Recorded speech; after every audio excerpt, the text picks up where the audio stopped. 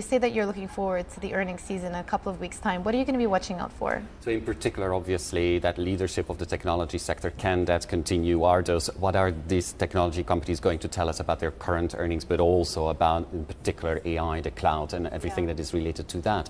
Because people have been looking at, that obviously as taking the leadership. I would say it's, however, not the only sector that is seeing strong earnings, and sometimes people exaggerate that sort of narrowness of the rally. You've seen as well, consumer cyclicals, communication, and even industrials actually doing reasonably well, and the earnings being upgraded. So I think that's what's going to continue to drive the market higher, because from a rate perspective, the multiples, not so much expansion there.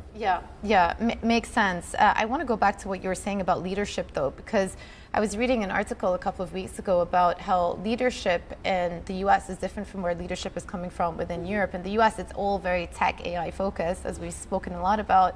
But in Europe, actually, it's luxury that's driving a lot of these gains, because the luxury sector was the main outperformer for the first few months of the year. So with China beginning to falter a little bit, how do you see the trajectory forward for luxury, but also at an index level? Can these indices continue to outperform? Well, to some extent, so in terms of outperformance, we do prefer the US over Europe, right. In part because of that rate outlook where the ECB is more hawkish, in part because of the weak US dollar that is going to help the earnings in the US, and in part because of technology, where we continue to see sort of a more structural demand.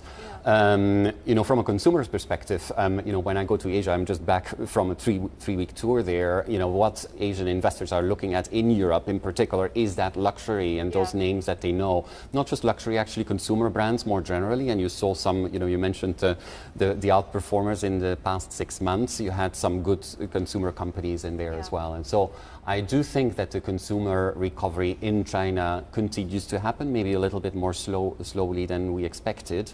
But there is stimulus that is coming in, and then don't ignore the rest of Asia, which is doing very well. Well, we'll get there. I want to get to that shortly, but I just want to finish our conversation around Europe because we do have this key inflation data coming up at the top of the hour.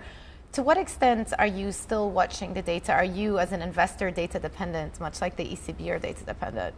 We need to be data dependent, especially from a shorter term perspective. That's what drives the market sentiment. I think, though, it's important to see the bigger picture, and I think the bigger picture indeed is that, close to peak rates, the recession, if anything, is being pushed out.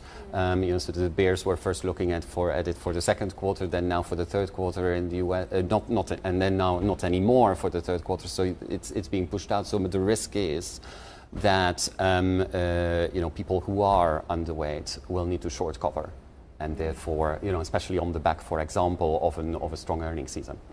You mentioned at the beginning of this conversation the relative decision making out of central banks around the world, and our colleague Sarah Eisen hosted a panel a few days ago in Sintra speaking to all of these central bankers, the main central bankers of the world. And it was interesting, one of the things that came out of it is that there are different phases of the cycle. You've got Japan basically still very easy, Powell very close to the end, Lagarde still sounded very hawkish, and Bailey has to sound hawkish.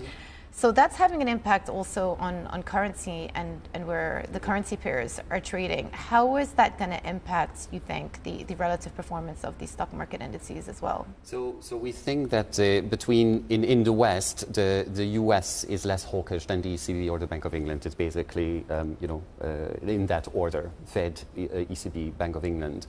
The Bank of Japan, we think, will need to become a little bit more hawkish. If you are just looking at their inflation picture and their growth picture, they don't need that extraordinary accommodation that they have.